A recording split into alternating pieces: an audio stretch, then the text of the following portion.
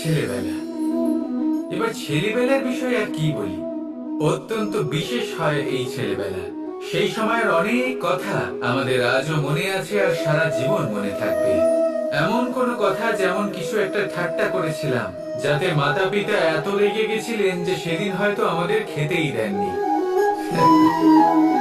এরকম হয়, আর আমার সাথেও তা হয়েছে। কিন্তু একটু ভেবে দেখুন, যখন আমরা অভুক্ত থাকি, তখন কি আমাদের মাতা পিতার গলা দিয়ে খাবার নামতে পারে? কখনোই নয়। কিন্তু আমরা তো কথা বলছি মাতা পিতাকে নিয়ে। কিন্তু যদি আমরা নিজেদের কথাও বলি, আমরা যদি কখনো জানতে পারি, কোনো ভিক্ষুকের বিষয় জানতে পারি যে সে অভুক্ত রয়ে গেছে, তখনও আমাদের গলা দিয়ে খাবার নামে না। আর এই যে কথাটা, যখন সমাজে খুব বড় কোনো বিপদ আসে, তখন এই কথা আমাদের কাছে স্পষ্ট হয়ে যায়। যেমন ধরুন, কোনো মহাযুদ্ধ বা মহামারী হয়, তখন মন অশান্ত হয়ে ওঠে। আর তখন যদি আপনি মনে শান্তি পেতে চান, তো একটাই মন্ত্র রয়েছে: সেবা করুন। যতটা পারবেন ততটা সেবা করুন। এই সমাজে কত সংখ্যক মানুষ রয়েছেন যারা খালি পেটে শুয়ে পড়েন। কিন্তু যদি আমাদের মধ্যে প্রত্যেক মানুষ চেষ্টা করেন, সঠিকভাবে চেষ্টা করেন, তাহলে কোনো মানুষ অভুক্ত থাকবে না। এক অত্যন্ত গুরুত্বপূর্ণ কথা মনে রাখবেন: কোন দরিদ্র, কোন অভুক্তকে খেতে দেওয়া, তা হলো ঈশ্বরকে ভোগ নিবেদন করার থেকেও মহান কার্য। কারণ ঈশ্বর গরিব মানুষের প্রার্থনায় বাস করেন। আর ধরে নিন, যদি সেই ভিক্ষুক আপনার দেওয়া খাবার গ্রহণ করেন, অর্থাৎ ঈশ্বর আপনার দেওয়া খাবার গ্রহণ করলেন। কারণ এই মানবতা, এই সেবাই হলো ঈশ্বরের সব থেকে বড় আরাধনা। তাই এই আরাধনায় বিলীন হয়ে থাকুন, আর আমার সাথে ভালোবেসে বলুন, রাধা রাধা। এই সংসারে মাতা পিতা তার সন্তানকে সব থেকে বড় উপহার কি দিতে পারে? বৈভব,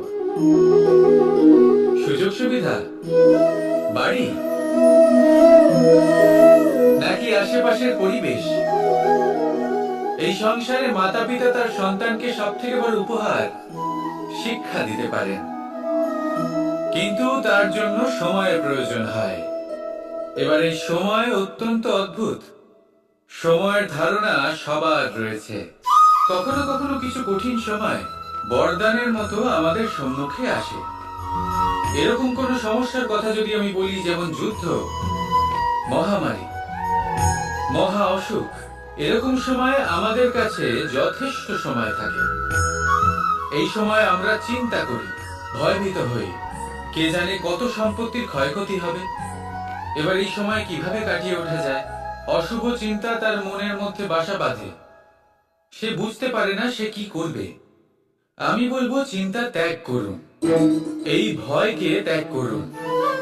আর মনে রাখুন একটা গুরুত্বপূর্ণ কথা, যে ঈশ্বর আপনাকে বরদান দিয়েছেন যাতে আপনি নিজের কর্তব্য পূর্ণ করতে পারেন। কর্তব্য: নিজের পরিবারকে সময় দেওয়া, নিজের সন্তানকে শিক্ষা দেওয়া। তাদের সাথে বসুন, কথাবার্তা বলুন, আলোচনা করুন। কিছু কথা তারা বলবে, কিছু আপনি বলবেন, কিছু আপনি শিখবেন, কিছু তারা শিখবে। তাদের সাথে খেলা করুন, তাদের সাথে পূর্বপুরুষের গল্প করুন। এইসব করলে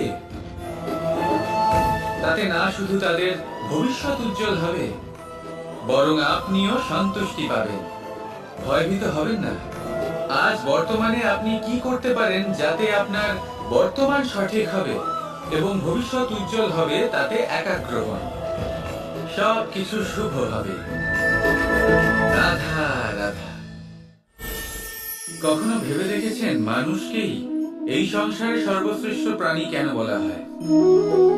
অন্য কোনো প্রাণীকে কেন নয়? শুধু কি এই জন্যই আমরা চিন্তা করতে পারি, আমাদের কাছে তীক্ষ্ণ বুদ্ধি রয়েছে, কোনো কিছু আবিষ্কার করতে পারি, সেই কারণেই? তা তো অন্য কোনো প্রাণীর কাছেও থাকতে পারে। এমন কিছু পশুও রয়েছে যাদের কাছে তীক্ষ্ণ বুদ্ধি আছে। তাহলে মানুষ কেন? কারণ মানুষের কাছে এমন কিছু রয়েছে যা অন্য প্রাণীর কাছে নেই। মানবতা। মানবতা যা সর্বপ্রথম এগিয়ে যেতে চাইলেও যদি পথে কেউ ধাক্কা খেয়ে পড়ে যায়, তাকে আগলে রাখতেও জানে। মনে রাখবেন, আপনার সব থেকে বড় পরিচয় আপনার নাম, আপনার সম্পত্তি বা আপনার ধর্মও নয়। আপনার সব থেকে বড় পরিচয় হলো আপনার মানবতা। তাহলে সময় এলে পরে নিজের মানবতার পরিচয় দিন। অন্য মানুষকে সাহায্য করুন, অন্য প্রাণীকে সাহায্য করুন। একা একা পথ চলা হলো পশুদের প্রবৃত্তি। মানুষ হলেন তিনি যিনি অন্যের জন্য প্রাণও দিতে পারেন। মানুষ হলেন তিনি যিনি অন্য মানুষের প্রাণ বাঁচান। সেই মানবতাকে জাগিয়ে তুলুন আর এই জীবন বাঁচতে শুরু করুন। আর হ্যাঁ, আমার সাথে ভালোবেসে বলুন, রাধা রাধা। আত্মীয় স্বজন কারা হন? তারাই যারা সুখে দুঃখে পাশে থাকেন, তারা যারা বিপদের সময় আপনার পাশে এসে দাঁড়ান। এবার দেখুন, একটা প্রশ্ন করব আপনাদের, সব থেকে ঘনিষ্ঠ, আবশ্যক এবং গুরুত্বপূর্ণ আত্মীয় কারা, বিশেষ করে বিপদের সময়? কেউ বলবেন মাতা, কেউ বলবেন পিতা, কেউ বলবেন ভাই বোন, ইত্যাদি ইত্যাদি। এবার ভাবুন, আপনি বড় হয়ে গেছেন, আপনি বাড়ি থেকে দূরে চলে গেছেন। পেট ভরানোর জন্য আপনাকে প্রত্যেকদিন চেষ্টা করতে হয়। এমন সময় যদি আপনার জীবনে বিপদ এসে পড়ে, তাহলে কখন আপনার খবর ওনাদের কাছে পৌঁছবে? কতক্ষণে ওনারা সাহায্য করতে আসতে পারবেন? এরকম এক সময় সব থেকে গুরুত্বপূর্ণ আত্মীয় হন আপনার প্রতিবেশী, কারণ তারাই সেই মুহূর্তে আপনার সব থেকে কাছে। আপনি কখনো পরীক্ষা করে দেখবেন, আপনার তার সাথে লক্ষ্য মতভেদ থাকলেও প্রতিবেশীকে কষ্টের মধ্যে দেখে সবার আগে সাহায্য করতে তারাই এগিয়ে আসেন। তাই প্রতিবেশীর সাথে সম্পর্ক ভালো রাখুন, শুধুমাত্র স্বার্থের জন্য নয়। এটা হলো শান্তিরও আধার। যদি এই সম্পর্ক ভালো থাকে, তাহলে না কথায় কথায় বিবাদ হবে, না মতান্তর। আর এই সুখী সম্পর্কের ছায়ায় মন প্রসন্ন হয়ে বলবে, রাধা রাধা। পলায়ন করা অর্থাৎ পালিয়ে যাওয়া, কোনো পরিস্থিতি বা বিপদের থেকে মুখ ঘুরিয়ে পালিয়ে যাওয়া। অনেক সময় আমরা জীবনে এটা করে থাকি, অনেক সময় সেটা উচিত, কারণ সব থেকে শ্রেষ্ঠ যুদ্ধ হলো সেটাই যা কখনো লড়াই হয়নি। কিন্তু যদি আপনার পালিয়ে যাওয়ার ফলে এদিকে পাপ বৃদ্ধি পেতে থাকে, তাহলে সেই পলায়ন হলো অনুচিত। সেখানে যুদ্ধ করা অতি আবশ্যক হয়ে ওঠে। শান্তি সবাই চান, শান্তি হলো সর্বশ্রেষ্ঠ। আর কখনো কখনো এই শান্তিকে বজায় রাখার জন্য মহাযুদ্ধ লড়তে হতে পারে। যদি আপনি পলায়ন করেন নিজের স্বার্থের থেকে, তাহলে উচিত কাজ, বরং শ্রেষ্ঠ। কিন্তু যদি আপনি পলায়ন করেন ধর্ম স্থাপনার কাজ থেকে, তা উচিত নয়। এই সংসারের ভাগ্যের মঙ্গলের জন্য অনেক সময় অনিমন্ত্রিত স্বয়ংবরে যেতে হয়, কারণ ধর্ম স্থাপনার এই কাজ পলায়ন করে নয়, কর্মের পালন করে করতে হয়। তাহলে পলায়ন করুন স্বার্থের থেকে, কুকর্মের থেকে, কুচিন্তার থেকে, অহংকার থেকে, আর পালন করুন ধর্মে, পালন করুন কর্মের। বন্দে ধর্ম, বন্দে কর্ম। রাধা রাধা। মৌনতা। দেখতে গেলে সংসারের সব থেকে শক্তিশালী অস্ত্র হলো এই মৌনতা। আর দেখতে গেলে আমাদের এই অস্ত্রই কখনো কখনো আমাদেরই উপর আক্রমণ করে বসে। কিভাবে? অনেক সময় আমরা আপনদের দেখে, তাদের অনুচিত কার্যকলাপ দেখে, অনুচিত কথা শুনে চুপ করে থাকি, ভেবে নিয়ে আমরা যেন কোনোভাবে তাদের আঘাত না করে ফেলি, দুঃখ না দিই, ক্রুদ্ধ না করে ফেলি, ভেবে নিয়ে সমস্যা এড়িয়ে যাবে। কিন্তু এইখানেই আরম্ভ হয় সব থেকে বড় সমস্যা। আমরা কিছুই বলি না এটা ভেবে উনি আমার আপনজন, আর সেই ব্যক্তি ভাবেন যে কিছুই বলেন না সেই আমার আপনজন। যদি আপনি সত্যি কাউকে আপনজন মনে করেন, তাহলে তাকে বাধা দিতে শিখুন। তার অনুচিত কাজে, তার অনুচিত কথায় তাকে বাধা দিতে শিখুন। তক্ষুনি ওনাকে বোঝান যে উনি কি ভুল করছেন। ওনাকে বোঝান, ওনাকে সঠিক পথ দেখান, সেই পথে ওনাকে চালিত করুন। এইটাই হলো আপন ভাবা। আর তার জন্য মৌন থাকা নয়, দরকার গর্জন করা। অনেক সময় অনুচিত কর্মের পথে চলতে গিয়ে কিছু মানুষ এমন ঘুমিয়ে পড়েন যে ওনাদের জাগানোর জন্য মধুর সঙ্গীত নয়, রৌদ্র হুঙ্কারের প্রয়োজন হয়ে থাকে। তাই আপনজনদের জাগান, শ্রেষ্ঠ কর্মের পথে ওনাদের চালিত করুন। আর আমার সাথে ভালোবেসে বলুন, রাধা রাধা। দাদা আমাকে সব সময় জিজ্ঞাসা করেন যে কানাই, তোমার এই মুখের হাসি, তোমার মুখে সব সময় কেন থাকে, কিভাবে থাকে? সামনে শত্রুপক্ষকে দেখেও ধৈর্য হারাও না, কেউ তোমার নিন্দে করলেও তার সাথে ঝগড়া করো না, কেউ তোমার বিষয়ে খারাপ ভাবলেও তাকে ঘৃণা করো না। কিভাবে আর কেন করো? আপনার মনেও নিশ্চয়ই এই প্রশ্ন আসে। এবারে বলি, এর উত্তর অত্যন্ত সরল। কখনো দেখেছেন গরু আর তার বাচ্চাকে কিভাবে সে তার মায়ের দুগ্ধ পান করে? সুখে থাকে, কারণ ও জানে যে ওর মা এই দুগ্ধরূপী অমৃত ওকে খাওয়াতেই থাকবে। ও জানে যে এই সময় শুধু ওর জন্য, যাতে ও নিজের মায়ের এই দুগ্ধরূপী প্রসাদ গ্রহণ করতে পারে, আর সেই জন্য ও সুখে থাকে। সেইভাবেই এই জীবন হলো ভালোবাসা। এতই ছোট হলো এই জীবন যে ভালোবাসার জন্য কম পড়ে যায়। ঘৃণা করে কেন সময় নষ্ট করব?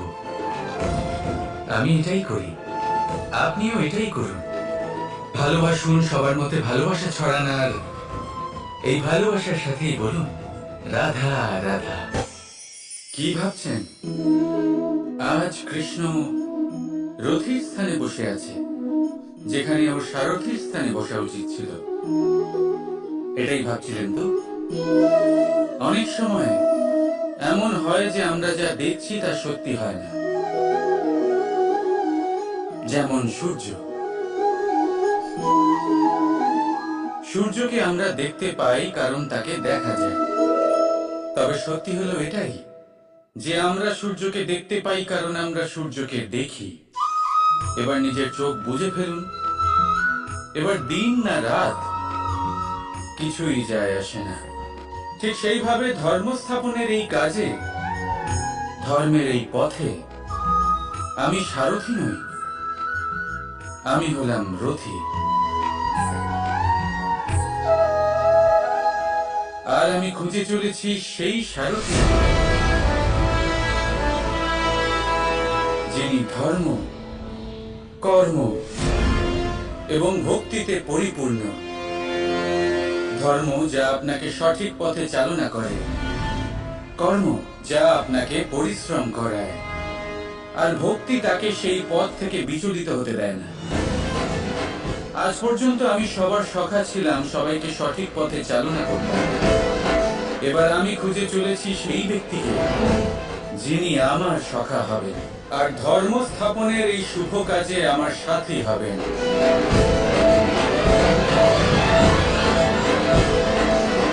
বন্দে কর্ম, বন্দে ধর্ম, রাধা রাধা। আপনার জীবনেও কি সমস্যা রয়েছে? অবশ্যই থাকবে। প্রত্যেকের জীবনেই সমস্যা থাকে। প্রত্যেক মানুষ জিজ্ঞাসাও করেন যে এই সমস্যা আসলে কি আর কেন আসে এ জীবনে। আপনাকে একটা কথা বলে দিই যে সমস্যা আসলে সেটা নয় যা আপনার পথে বাধা সৃষ্টি করে, বরং সমস্যা হলো সেটাই যেটা আপনি তখন দেখতে পান যখন আপনার একাগ্রতা আপনার পথ থেকে, আপনার লক্ষ্য থেকে সরে যেতে থাকে। আর এই সমস্যাগুলি দূর করার জন্য, এর সমাধান করার জন্য একটাই পথ আছে, নিজের সমস্ত ভাবনা আরো একবার একাগ্র করুন নিজের পথের দিকে, নিজের লক্ষ্যের দিকে। আপনার সমস্ত ভাবনা যদি কেন্দ্রীভূত হয় নিজের লক্ষ্যে, তাহলে এই সমস্যা দূরে থাকবে। যদি এরকম না হয়, যদি আপনার মন একটু অন্যদিকে চলে যায়, তাহলে এই সমস্ত সমস্যা আবার সামনে চলে আসে আর বাড়তেও থাকে। দেখুন, যেখানে আপনার লক্ষ্য রয়েছে, বান যদি সেখানেই চালাতে হয়, তাহলে দৃষ্টি তো সেদিকেই রাখতে হবে। তবেই তো আপনি সেই লক্ষ্য ভেদ করতে পারবেন। সেই জন্য মনে রাখবেন, সর্বদা লক্ষ্য রাখবেন নিজের পথে, সেই পথেই সামনে এগোতে থাকুন নিজের লক্ষ্যের দিকে। আপনি যত সামনে এগোতে থাকবেন, এই সমস্যা তত পিছিয়ে যাবে। তাহলে আসুন, আমার সাথে ভালোবেসে বলুন, রাধা রাধা। শত্রুতা। একজন মানুষ অন্য মানুষের সাথে শত্রুতা করে বসেন, দুজন ঘনিষ্ঠ বন্ধু। এমনও এক সময় আসতে পারে যখন এনারা একে অপরের শত্রু হয়ে ওঠেন। এর অনেকগুলো কারণ হতে পারে, কিন্তু মূল কারণ হলো আলোচনা। আগে হ্যাঁ, আপনি যদি কারোর বিষয়ে আলোচনা করেন, তাহলে সে আপনার শত্রু হয়ে যেতে পারে। এবার মনে একটা প্রশ্ন আসতে পারে যে এটা কিভাবে সম্ভব হতে পারে? আলোচনা, এটা তো অত্যন্ত জরুরি। যদি আমি নিজের বন্ধুর খারাপ কাজের বিষয়ে আলোচনাই না করি, তাহলে সে শুধরবে কি করে? এ কথা সত্যি যে আলোচনা আবশ্যক, কিন্তু তার থেকেও বেশি গুরুত্বপূর্ণ এবং আবশ্যক হলো আপনার এই সিদ্ধান্ত। সিদ্ধান্ত এটাই যে আপনার এই আলোচনা কোন স্থানে করবেন। যদি এটা সবার সামনে করবেন ভাবেন, তাহলে এটা অপমানও হয়ে যেতে পারে। যদি এটা আলাদাভাবে করেন, তাহলে তা পরামর্শ হয়ে যায়। অপমান কেউ স্বীকার করতে পারেন না, কিন্তু পরামর্শ সকলের ভালো লাগে। তাহলে যদি আপন কারোর জন্য ভালো কিছু চান, কাউকে শুধরে দিতে চান, আর আপনার মনে হয় আলোচনা আবশ্যক, তাহলে সর্বপ্রথম সময়, পরিস্থিতি আর স্থানের কথা মনে রাখবেন। নয়তো এই আলোচনা আপনাকে খুব ভোগাতে পারে। তাহলে আসুন আমার সাথে ভালোবেসে বলুন, রাধা রাধা। মানুষ, কোন ব্যক্তির নির্মাণ হয় কিভাবে? কেউ বলবেন পঞ্চতত্ত্বের দ্বারা, কেউ বলবেন আত্মা, দেহ ও চেতনার দ্বারা, কেউ বলবেন ঈশ্বরের কৃপার দ্বারা, তো কেউ বলবেন এই প্রকৃতির পরীক্ষার দ্বারা। না, মানুষের নির্মাণ হয়ে থাকে বিশ্বাস দ্বারা। ব্যক্তি তখনই গড়ে ওঠেন যখন ব্যক্তিত্ব থাকে, ঠিক কিনা? আর ব্যক্তিত্ব তখনই হবে, আর সেরকমই হবে যেরকম বিশ্বাস আপনি নিজের উপরে রাখবেন। যদি আপনি মনে করেন আপনি বিষের ন্যায় হবেন, তাহলে আপনি বিষাক্তই হবেন। যদি আপনি এটা মনে করেন যে আপনি অমৃতের ন্যায় হবেন, তাহলে আপনি অমরই হয়ে যাবেন। যদি আপনি নিজের উপরে বিশ্বাস রাখেন যে আপনি সংসারের সব থেকে উঁচু পর্বতের শিখরে পৌঁছতে পারবেন, তাহলে আপনি অবশ্যই পৌঁছবেন। যদি আপনার এরকম মনে হয় যে আপনি এরকম কখনো করতে পারবেন না, তাহলে এরকম কখনোই হবে না। ভেবে দেখবেন, বিশ্বাসের মধ্যেই বিশ্ব বাস করে থাকে। তো আপনার অস্তিত্ব কেন করবে না? যেমন বিশ্বাস আপনি নিজের উপরে রাখবেন, তেমনই আপনি হয়ে উঠবেন। সেই জন্য নিজের উপরে বিশ্বাস রাখুন, আর হ্যাঁ, ভালোবেসে বলুন, রাধা রাধা।